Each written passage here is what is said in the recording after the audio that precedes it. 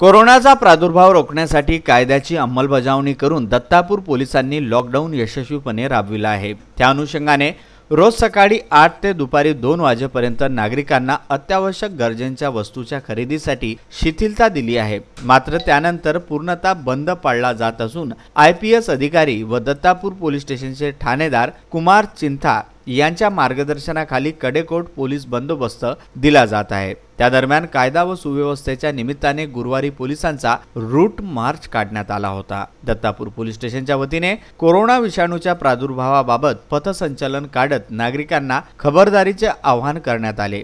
कुमार चिंता यांच्या मार्गदर्शनाखाली रूट मार्च काढण्यात आला। यामध्ये कर्मचारी, पोलीस अधिकारी व अन्य कर्मचाऱ्यांचा सहभाग होता। यापुढेही नागरिकांनी जास्त खबरदारीने राहणे गरजेचे असल्याचे पोलीस निरीक्षक कुमार चिंता यांनी विदर्भ न्यूजशी बोलताना सांगितले। विदर्भ न्यूज करिता धामणगाव रेल्वे येथून सलमान खान।